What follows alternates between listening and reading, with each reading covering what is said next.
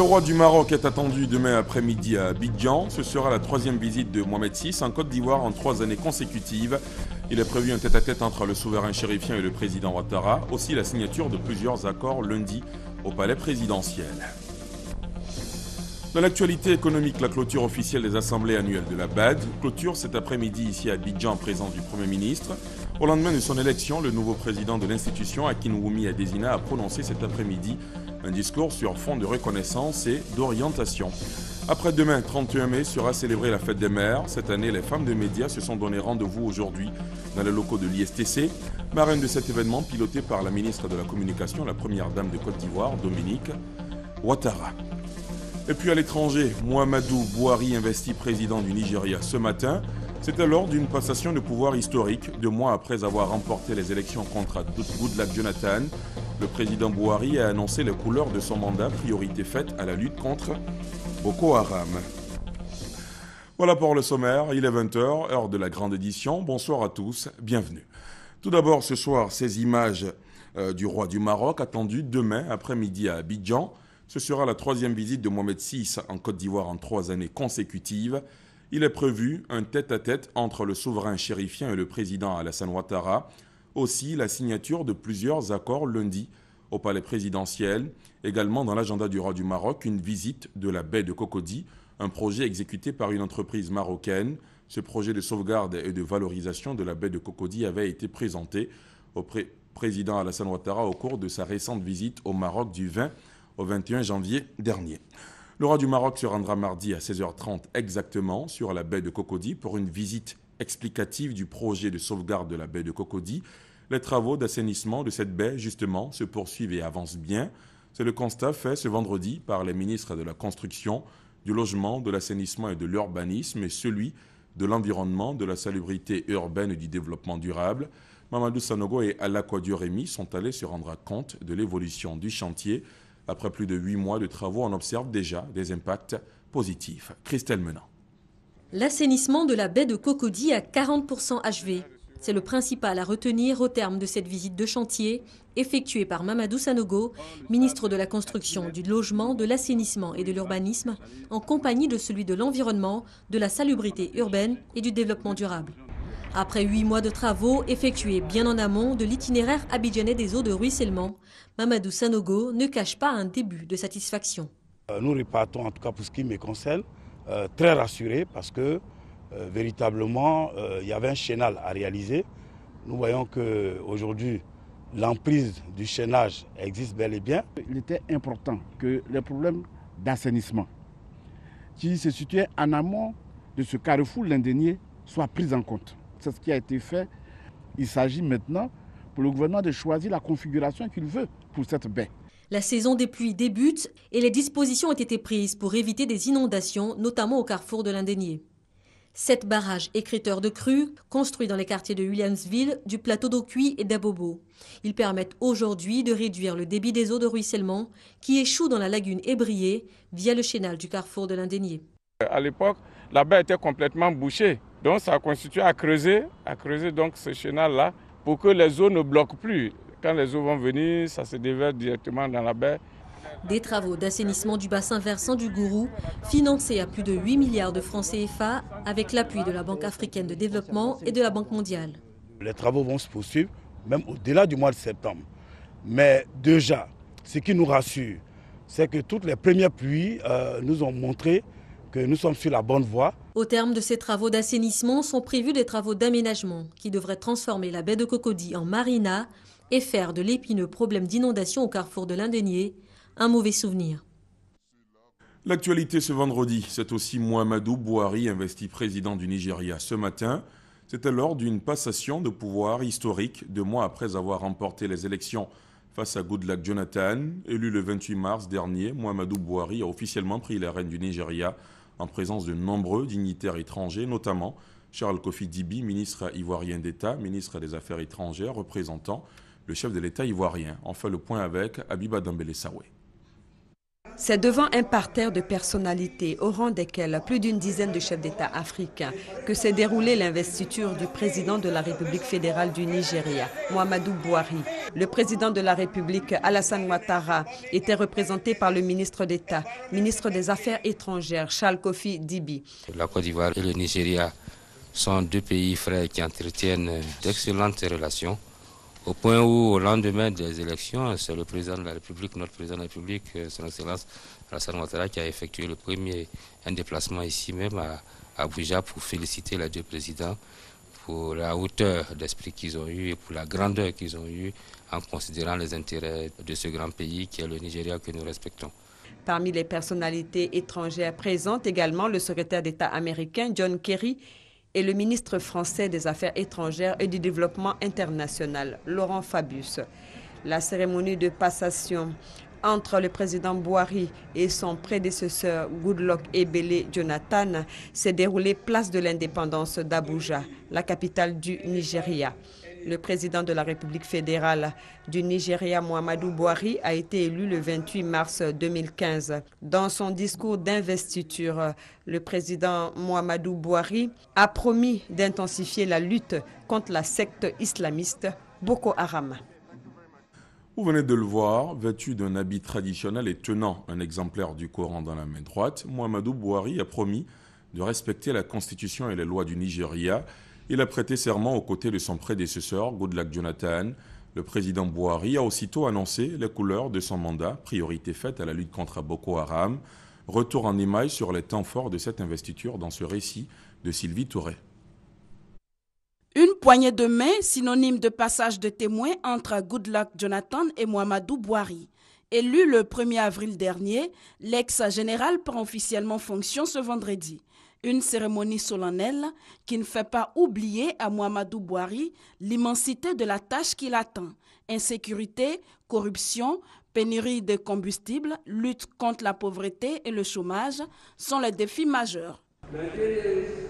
Les Nigérians ne regretteront pas de nous avoir confié ces responsabilités nationales. Nous ne devons pas succomber au manque d'espoir, nous pouvons régler nos problèmes. Et la préoccupation majeure demeure Boko Haram. L'ex-général entend déplacer le centre de commandement de l'armée d'Abuja à Maïdougouri, le fief de la secte islamiste. Une stratégie, dit-il, pour étouffer l'ennemi. Et nous ne pouvons pas proclamer la victoire contre Boko Haram tant que les filles de Chibok et toutes les autres personnes innocentes sont encore retenues en otage par les insurgés. Auteur d'un putsch en 1983, Muhammadu Buhari s'affiche en démocrate converti. À 72 ans, il incarne désormais l'alternance démocratique pour avoir renversé par les urnes un président au pouvoir, une première dans l'histoire du Nigeria. En économie, la clôture officielle des assemblées annuelles de la Banque africaine de développement BAD, ici à Abidjan en présence du chef du gouvernement ivoirien. Au lendemain de son élection, le nouveau président de l'institution bancaire panafricaine, Akinwumi Adesina, a prononcé cet après-midi un discours sur fond de reconnaissance et d'orientation. Ces 50e assemblées annuelles de la BAD auront enregistré des représentants de 80 pays membres de la banque. Ce sont au total près de 4500 participants qui ont pris part aux travaux. Jean-Jacques Ouaméala. Avec 4520 participants, les 50e assemblées annuelles de la Banque africaine de développement BAD ont battu le record de la mobilisation. Autre temps fort de ces assemblées annuelles, 11 ans après le retour de l'institution à son siège à Abidjan, c'est l'élection du Nigérien Akinwumi Adesina à la tête de l'institution. Il succède à Donald Kaberuka, dont le travail effectué a été salué par le docteur Mabrita Keuse, président du Conseil des gouverneurs de la BAD. Honorable gouverneur, les travaux que nous sommes en train d'achever consacrent donc un nouveau départ dans la maturité de notre institution commune, la BAD, appelée à jouer son rôle capital d'instrument de lutte contre la pauvreté en Afrique, mais aussi et surtout être la première institution de développement qui accompagne résolument l'émergence de notre continent. Donald Kaberuka a rappelé que la BAD a atteint depuis son arrivée en 2005 une maturité Notée AAA par les agences de notation internationales sous son impulsion, la BAD a triplé son capital et est devenue la première institution de financement du développement sur le continent africain avec 317 opérations pour un montant de 6,2 milliards d'euros en 2013. En attendant sa prise de fonction prévue le 1er septembre prochain, Akewumi Adesina, le président élu, a félicité le gouverneur pour le soutien. Il a salué le travail de Donald Kaberuka à la tête de l'institution et a pris l'engagement de prendre soin de l'héritage. Au nom du chef de l'État, Daniel Kablan-Duncan a rendu un hommage au président Donald Kaberuka.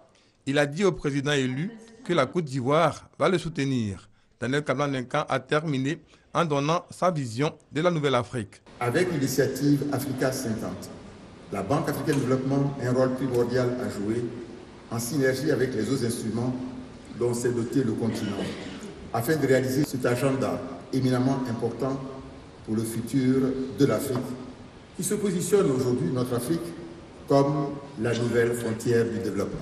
Les prochaines assemblées annuelles de la BAD auront lieu en juillet prochain à Lusaka, en Zambie. Le président Akinwumi Adesina, élu à 58% à la tête de la BAD, hérite de dossiers lourds: bonne gouvernance, développement du capital humain, lutte contre la pauvreté et financement des infrastructures. Voilà, entre autres, les chantiers sur lesquels il est attendu. Dans ce sujet, d'Adama Kone focus sur les défis du nouveau patron de la BAD. Reportage. Dès après son élection, le nouveau président du groupe de la Banque africaine de développement BAD, le Nigérian Akinwumi Adesina, s'est envolé pour son pays. Et pour cause, l'investiture du président de la République fédérale du Nigeria ce vendredi 29 mai. S'il est retourné aussitôt au bord de la lagune Ébrié, accompagné de son épouse, pour la cérémonie de clôture, c'est le 1er septembre prochain qu'il prendra fonction. Et les défis au cours de sa présidence sont nombreux. Les grands défis, c'est poursuivre l'intégration régionale et puis la question de la jeunesse. C'est important d'augmenter le flux économique, le flux même financier en Afrique. Je vois que la BAD, en tant que première institution financière, doit jouer un plus grand rôle à faciliter les allées et venir entre les pays, entre le peuple et entre les citoyens africains. Pour cet autre participant aux assemblées annuelles d'Abidjan, le challenge peut se résumer en 3 points. Le défi des infrastructures était très important puisqu'on sait qu'avec la transformation de l'économie africaine, il faut plus d'infrastructures. On estime à 100 milliards de dollars chaque année ce qu'il faut investir pour rattraper énergie, routes, aéroports, ports. Donc c'est un défi majeur. Deuxième question, c'est la question des ressources humaines. Parce qu'on estime que les ressources humaines finalement, c'est l'infrastructure des infrastructures. S'il n'y a pas de compétences, de talent pour profiter de ces infrastructures, il n'y a pas de développement. Donc je crois qu'il y a un défi majeur pour le président de la BAD, c'est s'assurer avec les États africains qu'ils misent sérieusement sur la rénovation du système éducatif, qu'on mise davantage sur les formations pratiques et techniques, parce qu'avec 80% de jeunes au chômage, on ne peut pas faire de développement même s'il y a des routes, même s'il y a des aéroports. Et puis troisième défi, la gouvernance. La gouvernance pose de sérieux problèmes au continent africain. La gente féminine compte aussi figurer parmi les priorités d'Akinwumi Adesina. C'est important d'accroître la politique envers les femmes, d'autonomisation, de renforcement des capacités. Mais sa longue expérience dans le secteur agricole ne va-t-elle pas influencer ses options? Ça devrait à mon avis influencer, même si je ne peux pas supputer ce qu'il fera. Mais vous savez que l'agriculture, en principe, occupe 3/4 des populations africaines. Mais dans le même temps, c'est un secteur qui ne produit pas assez. C'est-à-dire, on est obligé d'importer alors que 60% des terres arables non cultivées sont en Afrique et que beaucoup de jeunes peuvent trouver des emplois dans l'agriculture.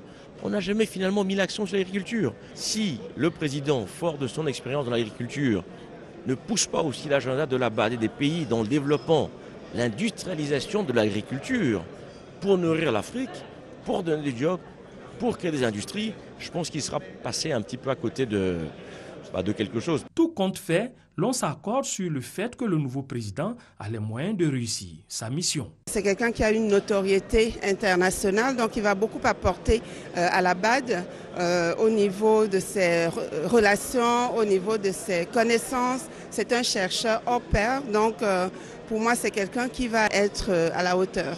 Un vent nouveau souffle à la tête de la BAD. Il appartient à son président, à sa prise de fonction, de le rendre favorable pour le développement du continent. Et en marge de ces assemblées annuelles 2015 de la BAD, le ministère de l'intégration africaine et des Ivoiriens de l'extérieur a organisé un forum des ministres sur le projet de partenariat intra-africain pour la mobilité des talents, TMP, une rencontre de haut niveau pour servir de plateforme à un dialogue dans la mise en place d'un partenariat pour la mobilité des talents entre les États africains. L'éclairage de Gabriel Zani. Un cadre consensuel, un engagement des pays pour faciliter les transferts de compétences entre les États africains, c'est l'objectif du programme de partenariat pour la mobilité des talents TMT.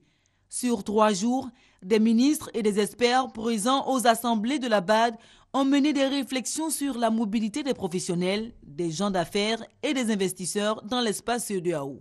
Le but, améliorer l'accès des entreprises à la bonne qualité de professionnels dans le temps et l'espace. Nous verrons avec la Banque mondiale comment elle pourra financer les projets que nous aurons identifiés dans le cadre de la mobilité des talents dans notre espace ouest africain. Cette mobilité des compétences entre États africains permet d'accroître le niveau de productivité, la compétitivité des entreprises, chose qui peut, en retour, stimuler la croissance économique et créer des emplois à travers une intégration économique accélérée. Au sein de l'UMOA, nous sommes le moteur, la locomotive de l'économie ouest africaine. Nous pourrions être les leaders, un acteur important pour la promotion des ressources humaines. Ces rencontres font suite à une série de réunions tenues sur le sujet. Le ministre ivoirien de l'intégration a pour sa part réaffirmé la volonté du gouvernement à promouvoir une libre circulation des personnes, pierre angulaire de la croissance de la sous-région. Et ce message du ministère des Infrastructures économiques dans le cadre du programme de réhabilitation des infrastructures routières structurantes et de l'amélioration de la fluidité routière dans la ville d'Abidjan, le ministère des Infrastructures économiques procédera aux travaux de réhabilitation de la chaussée du pont de Gaulle du mardi 2 juin 2015 au samedi 31 octobre 2015. Ces travaux entraîneront une réduction du nombre de voies circulables ainsi qu'un ralentissement du trafic habituellement observé sur le boulevard lagunaire et le pont de Gaulle. Le ministère des Infrastructures économiques s'excuse auprès des usagers pour les éventuels désagréments. Dans un autre registre, après-demain, 31 mai, sera célébrée la fête des mères, événement pour magnifier la fille, la femme, la mère, protectrice et génitrice. Cette année, les femmes de médias se sont donné rendez-vous aujourd'hui à l'Institut des sciences et techniques de la communication ISTC, marraine de cet événement piloté par la ministre de la Communication, la Première Dame, Dominique Ouattara. Le témoignage de Thomas Guessambi. C'est ce vendredi que les femmes du monde des médias de Côte d'Ivoire ont choisi, laissant de côté un tant soit peu leurs plumes, microphones et autres artifices du métier pour célébrer la fête des mères édition 2015. Une fête sur fond d'hommage. Et c'est sur Dominique Ouattara, première dame de Côte d'Ivoire, que le choix des femmes de la communication s'est porté pour parler d'hommage à la mère. Madame la Première Dame, nous nous honorons de votre présence à nos côtés qui témoigne de l'intérêt que vous avez toujours porté et manifesté à l'endroit de vos sœurs de Côte d'Ivoire et particulièrement ce jour à celle de nos différentes corporations. C'est la première fois de notre histoire qu'un tel honneur nous est fait. Depuis son accession à la magistrature suprême, le président de la République, son Excellence Alassane Ouattara, s'emploie à promouvoir la femme dans tous les domaines de la société ivoirienne. Et nous sommes sûrs que vous y êtes pour quelque chose. Après cette figure de proue des médias de Côte d'Ivoire, c'est au tour d'Afoussiata Baba Lamine, ministre de la Communication, de reconnaître le mérite de l'épouse du chef de l'État dans ses actions en faveur de celles qui ont le privilège unique de mettre au monde les enfants. Toutes les mères du secteur de la communication, Madame la Première Dame, sont présentes. Nous avons décidé d'avoir pour modèle la Première Dame de Côte d'Ivoire, Madame Dominique Ouattara, femme, épouse et mère, généreuse, attentionnée, sensible et réceptive. En effet, Madame la Première Dame, vous êtes tout cela. qui ne s'inspiraient pas de votre grand humanisme et de votre sens inné du partage, qui ont fini par vous faire appeler affectueusement la blanche colombe au cœur d'or et Fantagbe par l'ensemble des Ivoiriens, vous l'avez entendu. Les femmes ne se sont pas limitées aux seules et simples paroles. Par des présents, elles ont aussi dit merci à la première dame. Moment d'hommage, il a plu à Dominique Ouattara de retourner l'ascenseur à ses filleuls par des distinctions, de nombreux cadeaux et une enveloppe de 7 millions de francs CFA avant des mots d'encouragement. Cher Afoussi, je voudrais te féliciter pour l'heureuse initiative que tu as eue de nous réunir aujourd'hui. Bravo. Mes chères sœurs, le secteur dans lequel vous avez choisi d'exercer est constamment soumis à l'admiration et aux critiques de tous et connaît lui aussi son lot de difficultés et de privations. Pour autant, vous vous montrez toujours à la hauteur de votre engagement, que ce soit à la télévision, à la radio, dans la presse écrite ou la presse en ligne, vous exercez votre métier avec autant de détermination et de professionnalisme que vos collègues hommes. Vous êtes toutes des héroïnes du quotidien et je voudrais, ce jour, vous adresser toute ma reconnaissance. Je suis fière de vous. Pour le reste, ce sont des femmes à la fois heureuses et reconnaissantes à la première dame Dominique Ouattara et au ministre Afoussia Tambaba Lamine qui sont repartis, se donnant rendez-vous sans doute pour 2016. Au terme de ce cérémonial magnifiant la femme, notre reporter Thomas Guessambi a recueilli quelques réactions. C'est un grand honneur pour toutes les femmes de la communication. Qui plus est, moi je viens de prendre ma retraite et j'ai été associée à cette fête. Vraiment, je dis un grand merci à la première dame. Mais c'est aussi une exhortation à mieux faire au niveau des femmes. Donc nous devons prendre l'engagement de faire bien pour qu'il y ait de plus en plus de fêtes des mères pour les femmes de la presse. C'est la première fois que les femmes du monde de la communication sont célébrées en tant que mères. Et recevoir pour cette première fois la première dame, nous ne sommes que comblés. Et je voudrais en profiter pour remercier et féliciter notre ministre de tutelle, Mme Afoussia Lamine Bamba, qui a organisé cette fête. Pour nous, les femmes de la communication, nous exerçons un métier à haut risque. Nous méritons d'être beaucoup encouragés et surtout ne plus être relégués au second plan par rapport à l'homme. Nous devons occuper des postes prépondérants dans toutes les instances de la nation. La Côte d'Ivoire honorée à l'Assemblée mondiale de la santé à Genève. Une forte délégation ivoirienne a pris part à l'assise marquée par la distinction du professeur Thérèse Ndrioman, ancienne ministre de la Santé, aujourd'hui conseillère spéciale auprès de la présidence en charge de la santé. Elle a reçu le prix du Forum de Genève pour la santé pour son combat contre le VIH-Sida et plusieurs autres actions menées dans le secteur sanitaire. Delphine Blas. Dès les premières heures de l'annonce du VIH en Côte d'Ivoire, dans les années 1990, elle a été parmi les premiers Ivoiriens à mener le combat contre cette maladie. Le professeur Ndrioman œuvre depuis le 26 janvier 2002 contre le VIH-Sida à travers son ONG nationale, Akonda VS, la première ONG de lutte contre le sida en Côte d'Ivoire. Son rôle, la prise en charge des malades. Devenue ministre de la Santé 9 ans après, elle a continué le même combat en s'impliquant davantage dans la lutte contre la pandémie et dans plusieurs autres domaines avec un seul objectif, le bien-être de la population ivoirienne. Ce mérite est aujourd'hui reconnu par un jury indépendant international à Genève. Ndrioman Thérèse, aujourd'hui conseiller spécial auprès de la présidence en charge de la santé, a donc honoré la Côte d'Ivoire en recevant le prix du Forum de Genève pour la santé en reconnaissance du travail abattu. Je voudrais comprendre cette distinction comme une reconnaissance de ma persévérance et de mon engagement total en faveur de la santé.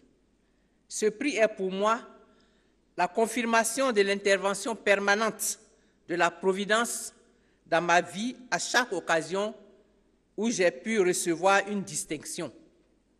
Je terminerai par une mention spéciale au président de la République de Côte d'Ivoire, son Excellence M. Alassane Ouattara, à qui j'adresse ma reconnaissance pour son soutien.